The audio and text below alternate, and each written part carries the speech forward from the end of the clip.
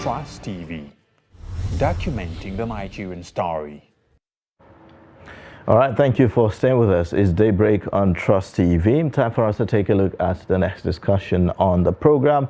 Now, no fewer than 385 people have died and 416 have sustained injuries as a result of auto crashes in the past 3 months. The casualty figure was based on reported cases of road accidents from January to March this year. Overspeeding, overloading, and some unacceptable attitudes of drivers have been identified by the Federal Road Safety Corps as the causes of the rising rate of auto crashes in the country. We're talking a lot more about this, but first let's take a look at a breakdown of some of the cases that we have just highlighted. So you could see right on your screen in some of the states that we have seen this incident. In Bauchi, for instance, you have in March alone 25 people died in the month of March, on 23rd of March specifically, along the Udubo Hadeja Potiskum Road in Gamawa local government area. In Niger State, you have 24 persons died, and along the Etsu Oro village, Bida Mokwa Road, and also in Kebbi State along Jega Koko Road, where you have 23 people died. So this is just some of the cases that we've seen. Then a total of 135 persons died, injured in Plateau State. Plateau State is said to have the highest number of casualties. You also would have other figures there that would show you reported number of casualties in auto crashes between January to March 2023. The total is 385, and then the number of injured is 446. Now, further breakdown will show you in Bauchi you had 98 people died between January to March in 3 months, and then the number of people injured was 61. In Kebbi State, 53 people died, number of injured people 40. In Niger, 39, with a number of people that got injured put at 12. 25 people died in Lagos, where you have a higher number of people that got injured, which is 83. And in Kano, 23 people died with 3 injured in that state. So this gives you a breakdown. You have number of total deaths in the month of January put at 175, the injured 198. February, you have total number of people that died put at 24, and then those injured 28. And in March, 186 died, while those that got injured were 194. This is the breakdown of the figures that we are dealing with so far, just in 3 months. Imagine 385 people dying due to road accidents. We have the Federal Road Safety Commercial representative here in the studio, DCC Hassan Abdurrahman Bima. He'll be talking to us about this, and also joined by Senior Special Advisor on Intergovernmental Affairs and NGOs, NURTW Headquarters, Suleiman Danzaki, who we hope to have join us virtually much later on the program. Thank you so much for joining us on Daybreak this morning. Thank you. Yes. This number that we are seeing, quite alarming. Do you find this unusual? Yes, it's actually unusual, because at our end we are doing all we can, our possible best, to mitigate the crashes. As far as the road safety is concerned, on daily basis, we have what we call money cry. We send our boys out before drivers start taking off from the parks to educate them. Not only the drivers, they talk to both the drivers and the passengers to educate them, enlighten them on the need to drive safely, on the need to exercise patience whenever they are on the road. Okay, we'll talk more on what the road safety is doing, but right now we want to understand why we have such alarming number. Is there any reason you could deduce? Just like you have said, the issue of speeding. Nigerians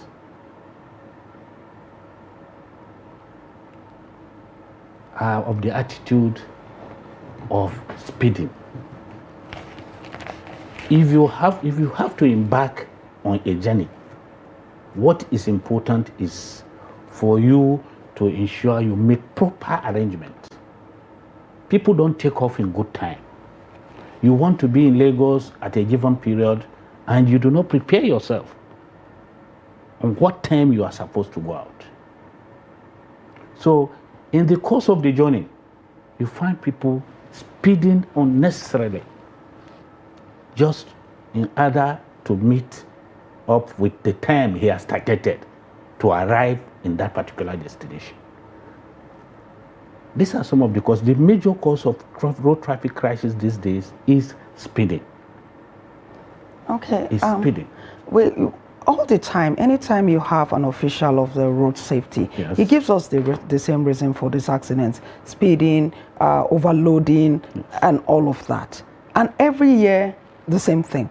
Like you said, your people go out and talk to the drivers and all of that. Why hasn't anything changed? Why? Because it appears as if the number of deaths and those injured is going up. It's not going up.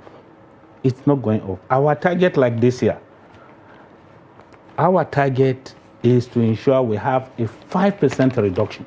We have our strategic goals at the beginning of every year. And as much as possible, we struggle to ensure that that particular targets are met. Well, there's a WHO report here that says Africa has the highest number of road accidents yearly, with Nigeria topping the list. So so what we have is not a good situation, as it were. It's not a good one at all. It is never a good one. And on our side, we're also worried over this incessant crashes. The commercial of recent, when the last one happened, was it in Bauchi, where we had to go out and interact with the transport unions,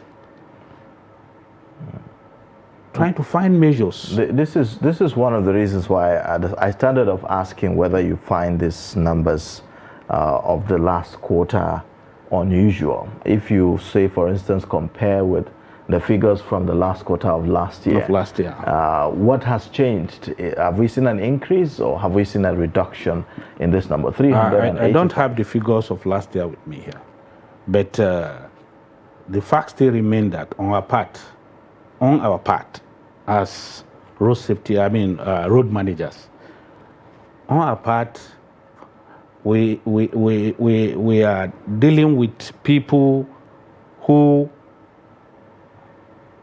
maybe because majority of our drivers, very large number of our drivers, commercial drivers, I've said, are uneducated.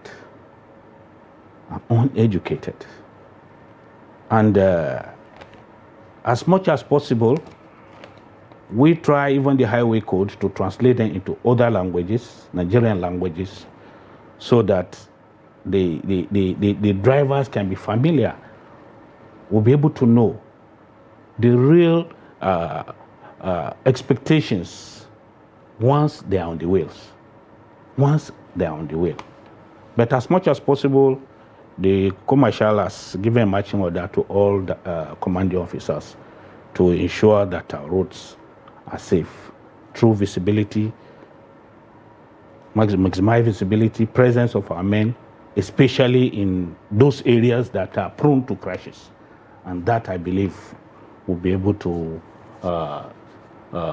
reduce the number of occurrences.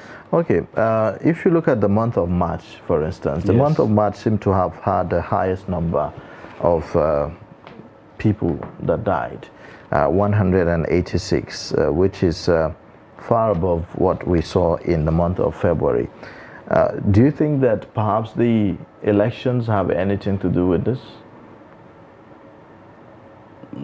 Well, I cannot actually link the two, but probably, most probably, because during those periods there were mass movements. There were movements all around. People were going from one part of the country to the other. So when we have such occasions, such situations, there is every likelihood that we experience more crashes. But the electioneering period itself, I think the number of crashes came down. I don't know the exact date. The presidential election, that is. So in the month of February, actually, we saw a reduction.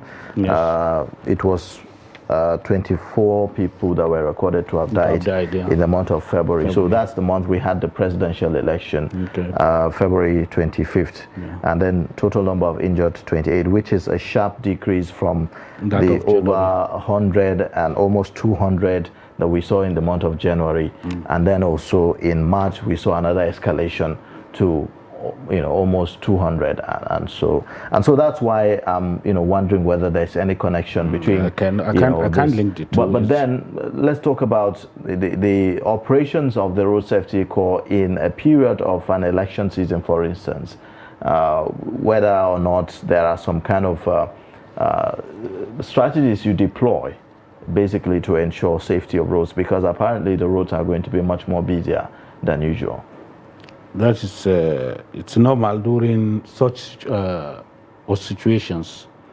We ensure full deployment of staff, and even logistics. That is what we have been doing. Like we're in Easter period now.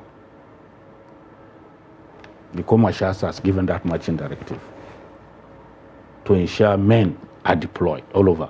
And I also believe that as the Salah comes, you also deploy as well. But then, we've started. But then, to what extent will you describe the implementation of some of your policies?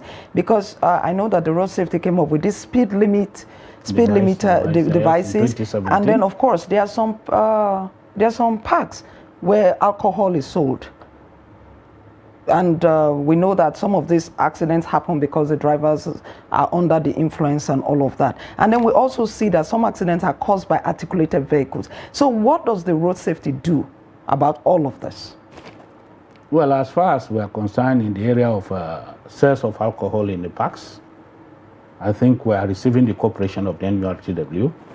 Not only then, other stakeholders are also cooperating with us. I remember about 2 weeks ago, I was in Nyanya for an enlightenment program, and the DPO there gave his full support, and that they will swing into action to ensure no alcohol is sold at that particular park. And I was made to know that the operation was actually carried out. So we are doing our best. We are liaising with all the necessary stakeholders to ensure alcohols are not sold in the parks, and they were receiving the cooperation of the NURTW. And in the area of articulated vehicles, we are also liaising with the necessary transport unions regarding that. And I believe we are doing our best also in that area. How about the speed limit devices? The speed the speed limit devices was introduced in around 2017, I can remember actually. And since then, the enforcement is on. Up till the present time we're talking, the enforcement is still on. We, for any vehicle that is arrested, that is found not to have a speed limiting device, such vehicles are booked. The law does not permit us to keep vehicles until when a person install the speed limit. Once a person is fined and he pays his fine, we allow him to carry his vehicle.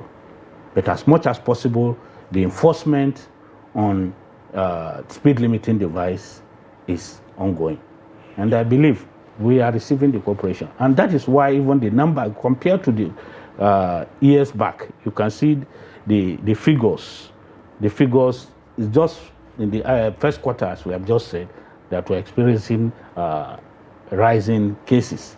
Otherwise, the road traffic crashes has actually reduced. Okay, what's the road safety doing about people engaging in, drinking and driving? So, for instance, you have people driving under the influence of whatever, may not necessarily be alcohol, but maybe some other kind of, intoxicants and the rest of them. Is there what's the road safety doing about that? Is there a way of checking and maybe arrest, or what are the consequences of engaging? Yes. Like in the present exercise that we're doing, digital breathalyzers are all over with our boys. Once a person is suspected to have taken anything, because the behavior will show. Once you understand the thinking, or the driver is reported by the passengers in the same vehicle with him that they are suspecting that their driver has taken a particular substance, the driver is tested. How does that happen? Right on the road, you will be tested. How practical is this? How often do you get these drivers tested right on the road? How often does this happen? Our patrol teams have equally equalizers that a driver can break in. The same thing with the digital one. It actually shows whether the driver, we have the blood alcoholic content supposed not to be more than 0.05. So once it is discovered that it is above that figure, that vehicle will be turned back to the office. All right. In this particular story that said... sorry, Stella. Yes. What about the consequences? You've not talked about that, and whether or not the kind of arrest that you have made, and what are the sanctions that people have to if you face? are driving under the influence of alcohol and you are caught, a ticket will be issued. Fines will be I can't actually remember the amount presently now. So if you are issued that ticket, the driver will not be allowed to carry the vehicle along immediately. Arrangement will be made. We'll contact the park so that they can bring him another new vehicle to convey the passengers to wherever they want to go. And in some cases, drivers are equally delayed for days. You'll be coming for enlightenment, for education. Talking about issuance of tickets, we also know that when you see somebody driving and making phone calls, the person is stopped and issued ticket. But there are also allegations that there are some personnel of the road safety that don't really issue these tickets. When they stop the car, the driver comes down, talks to them in whatever language they want to talk, and the driver is let go. We've heard such allegations. I cannot say that is not true. In every organization, you are bound to have some misbehavior from your personnel. But as much as possible, for anybody caught making calls while driving, the person is supposed to be issued a ticket. There's no two way about it. For anybody who compromise, we have our surveillance teams. They are all everywhere. They go out to check the boys. Once you are caught, you are leaving the job. No two way about it. With your experience working, do you think that the fines that you've always fined people is enough to, bring about deterrent? Because, how do you measure that? I think generally, even in our courts in Nigeria, the fines that are being awarded or given to offenders, it's at a very low level. And I think we are also working towards ensuring there's an increase in the amount of fines. Because when you want to make a person to change in his attitude, you make that person to suffer it. But when you give a fine of, say, 3,000-5,000, the person goes and pay. He doesn't feel the pain of what the amount, he looks at the amount to be very, very small. I think the CO is making effort. and thinking along that direction in increasing the fines. All right. On this story, in this particular story, one of the reasons that the road safety officials gave for the accidents is importation of fake tires and fake brake pads and all of that. So the road safety, is there any kind of collaboration between the road safety and the Standard Organization of Nigeria on this particular issue? Very much. I remember almost the same period, 2017 or thereabout. We started emphasizing, talking about tires, educating drivers on tires. And the collaboration is there between us and the SON. We are collaborating in that very aspect. And our boys, as when they go out, they check drivers, the operational staff, the ones on it, they check tires of vehicles plying roads, check their expiration, check if they are worn out, even check spare tires, whether a person is carrying a spare tire or not. And in that circumstance, if you are found to be guilty of such offense, you are penalized. You are issued a ticket to go and pay fines. As much as possible, we try to discourage the use of Tokumbo tires, because those are rejected tires in the places where they brought them. They are rejected. So it's just like saying dead on arrival. Something coming in which you know is harmful to you, and we are using it. We are using them. We try as much as possible on this issue. We are educating motorists on daily basis. Okay. On daily basis. All right. On the need to. All right. So let's join the special advisor on intergovernmental affairs and NGOs of the NURTW headquarters. That's Suleiman Anzaki, who is with us via phone. Thank you so much for joining us this morning on Daybreak, Anzaki. Thank you very much. Yes. My contribution is that very clear. You see, we leave the actual tenants and apprenticeship of driving. Driving is profession, be it a commercial or a private.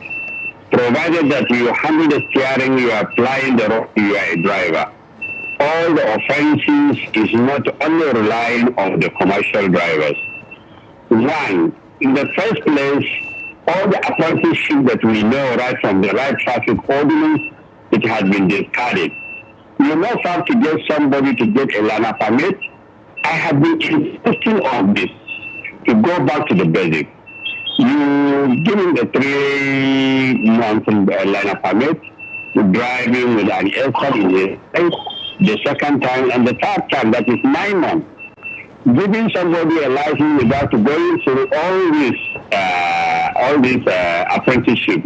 Actually, it is like giving somebody a rifle, and then without telling him how to defend himself and how to manage the rifle and actually to go to the public and kill people. And all these things is they rely on the authority that was given the powers and invested with that authority. And we that got the license in the years, I used to always talking and insisting on this. If you ask me, if I see an accident, I ask what is happening. In the previous years, there was no good road. There was no vehicle that was speeding as much as what we are seeing today. But there is less accident. And when you go to some places, there is a lot of this I know. It is the powers of the governor to appoint the vehicle instruction officer to inspect a vehicle. And also, he is the only person to give you a license. Now it has been divided. It is like 26 states that they have their different VIOs for instruction, and some of the states are also wipe out the VIOs and just put some people that who they are not even trained. And also, the issue of license and safety is no more there. People are only relying on the revenue generation. The saving of life on our highways is more than what people are thinking about the revenue. Forget about the revenue. The government must have to complement about. in seeing that the road accident is being reduced. But I'm telling you that everybody is talking about what they're generating as a revenue from the road traffic. Road traffic is not an area. Even the safety, they know that they are to prevent the life and properties on the highway, not even thinking about the revenue, not about thinking about the booting somebody. Penalty is not going to be, when you are saying that you are going to penalize people with a strict penalty without a good training, you can't make it right. So if I understand your summation, you are saying that authorities seem to focus more on the revenue generation aspect of road safety rather than the safety of people on the roads itself, isn't it? Absolutely. Let me give you an example of the state where I am, Kaduna. So they are saying that they have removed the vehicles on the road because they are not generating more. They are generating a meager amount of money, but when they bring the Castelia, they are bringing billions of naira. So they are not even talking. There is nothing about inspection of the vehicle. When you go, you want to renew your license, you want to renew your particulars, you only ask to pay the money. You will see that inspection, the change of owners, everything, without even going through to know actually what is happening. So that is the problem. We are just apportioning blame to the operators. Operators don't know anything. When you say that you are talking, you are apportioning blame to operators, you are making a great mistake. The laws are made to somebody to make somebody, to tell somebody to absolutely go out to the tenets of the law. But it's not so in Nigeria. You are counting and counting, but they have never gone back to drawing board. You know, okay, in 1842, a vehicle that was manufactured was invented at that particular time was moving 2 kilometers per hour. But at least that vehicle had an accident when we were going to a selected area, and even the driver got a fracture. Talk less about the vehicle that is going 100, 120, and they are talking about only commercial vehicles. They don't stop, they don't listen. When you see them, they are only talking about the roadworthiness of the vehicle. The roadworthiness starts from the vehicle, even the wiper is part of the roadworthy. But it's not so now. When we are driving at that particular time, even the color of the rear light, you must have to make it right. So you see that a lot of things that is done, and sometimes when you say a big man comes with a good vehicle, they even salute you and give you a compliment and go. So that's the road. When you are on the road, you are a motorist. You don't need to identify yourself. We want you need to know that whether you are complying with the rules. If you don't do it, you salute you give me a compliment and say, okay, you commit an offense. Then even if it is warranted taking him to prison, you take him to prison. But the people are depending because traffic offense is not a criminal offense. That is why everybody is doing whatever he likes to do, not especially the private. You see that why does the commercial vehicle that are giving more emphasis? Because they are carrying more passengers. A commercial vehicle. Yes, but you know, Suleiman, one of the issues that have been identified in this instance has to do with, say, for instance, overloading. We've had several instances, and we are aware that if you go to the parks now, the number of people that are being conveyed in vehicles is certainly beyond the number that the vehicle is meant to carry. We know that for a fact. And that has continued over and over. So who is to blame for that? I mean, if you are caught in the process, at best, perhaps you'll be fined for that, if that happens. You know, but again, the people themselves, the drivers themselves need to be very cautious of their own safety. Do you see that happening? You go to the designated motor park that's allowed by the government. Like, let me give you an example of Abuja. Abuja, as big as Abuja and the seat of power of the federal government, we only have 3 motor parks originally designated for the parking. That is Otako, Zuba, and Karu. But the rest are illegal motor parks where they don't even have the right. But go to the local government, you see that a junior staff is giving a license, loading and uploading, they converted it to motor park. So So that they must have to do that. Even the VIOs and the road safety must have a knife and join and have a synergy that they have in motor parks. You see that we have a manifest. A small vehicle that have the number of vehicles, the number of passengers you will carry, you cannot exceed. One in front, 3 at the back. And that is the number. The manifest will read only 5 people. But when you go to the side, when you go to the motor at the side, you see a lot of people carrying. You go to the road and see what a vehicle will carry the passengers that it will. Who is responsible for these illegal parks? Who is supposed to ensure that these illegal parks do not, exist? The Federal Capital Territory. What the law says that is only the VIO then where the vehicle will park and talk about the prices and also look at the roadworthy of that vehicle. They are not checking it now.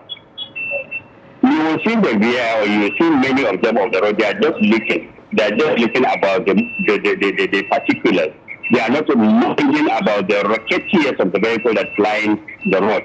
They don't care about it. And the road safety too, I think that they must have to sit down. There is a lot of disarray in their operation. The road safety will only look at the system and the police and the team will tell you that this one is the road safety. But generally, the traffic offenses is the same thing. Everybody on the road, they either did the MTD or whatever, they must have to check to look at the rear light, they look at the tires, they look at the everything and the content, even inside the vehicle. Must have to look at the seat and see whether the vehicle is not working. Okay. But it's not so now. Okay, just hold on, Suleiman. We have in the studio the Corps Marshal of the representative of the Corps Marshal Federal Road Safety Corps, Abdurrahman. You have heard, some of the issues that he have raised. We'd like for you to respond to some of the allegations, if you like. Generally, our enforcement is not targeted at commercial drivers only. We, as much as possible, operate along the road and we make arrests for anybody who contravene any of the traffic rules, being private or commercial. He talked about the emphasis on revenue generation instead of actually the safety of motorists and the drivers. In the aspect of driver's license, he said. In the aspect of, that was what he was saying. Yes. As far as the driver's license is concerned, on our part, the law said we design and produce. We design the driver's license and then produce the driver's license. The requirements, the processes that a person has to go through and be satisfied to be issued a driver's license lies with the vehicle inspection officers. You see, and the system is done. The new system we introduced is a very good one for anybody who wants to learn driving. You are expected to go to a driving school. Unlike maybe your husband will just say, okay, madam, come and sit, you enter. Okay, how would you say that the setting up of this state level road safety agencies or organizations have enhanced the work that you do? It has actually enhanced the work that we do. We because for the NURT man, he feels that it's about states trying to just generate revenue. You see, we introduced that. We tried to get the buy-in of the state governments for us to have state agencies to actually assist, because we cannot be everywhere, especially in township. We have always emphasized on our boys to go to the highway and leave the township operations to state agencies. And I think, like in Lagos State, they are doing very wonderfully.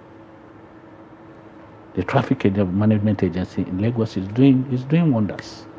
Aside Lagos, is there any other state that is doing? Even Kaduna is doing well.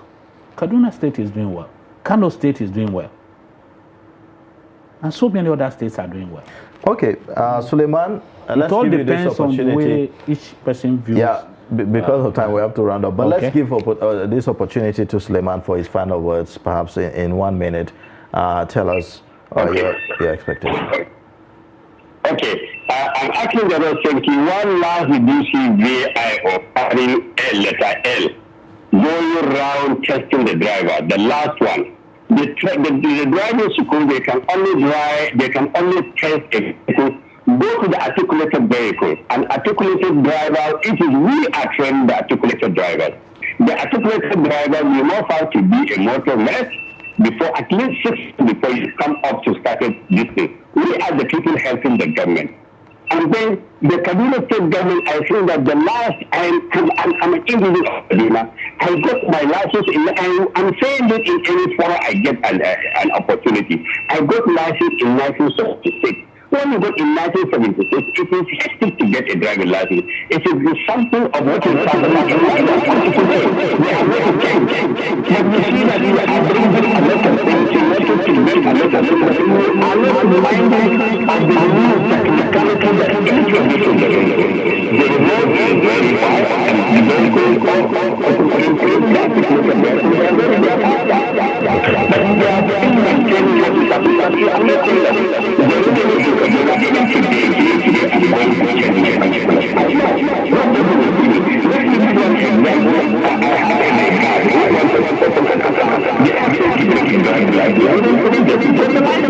Okay. All right. Thank you so much, Comrade Suleiman Nzaki, the Special Advisor on Intergovernmental Affairs and NGOs, NRTW headquarters. Thank you for joining us on Daybreak and sharing this insight with us. We have to let you go. Perhaps in 1 minute, if you can just conclude your thoughts on this. Well, my advice to Nigerians and indeed drivers is to, as much as possible, exercise caution whenever they are on the road. Very many of the areas mentioned that we have crashes, they have very good roads. Those areas have very good roads, but speeding is the major cause of such crashes. So as much as possible, I wish to appeal to drivers to please reduce their speed. Ensure you comply with the regulated speed limit. And anywhere you find yourself, try to, as much as possible, obey traffic rules and regulations. All right, thank you so much. I think we'll be able to cope. Thank you so much, DCC Hassan Abdurrahman Biba, for joining us on Daybreak and sharing this insight with us. Thank you very much. Look forward to having you again. That's our show for today. In case you've missed, you can always watch across all our social media platforms and also on our YouTube live stream. Let's do this again tomorrow. My name is Ayuba Ilya. Thanks for watching. Thank you for joining us this morning. Join us same time, same station tomorrow. My name is Stella Iyaji, and do have a very pleasant day.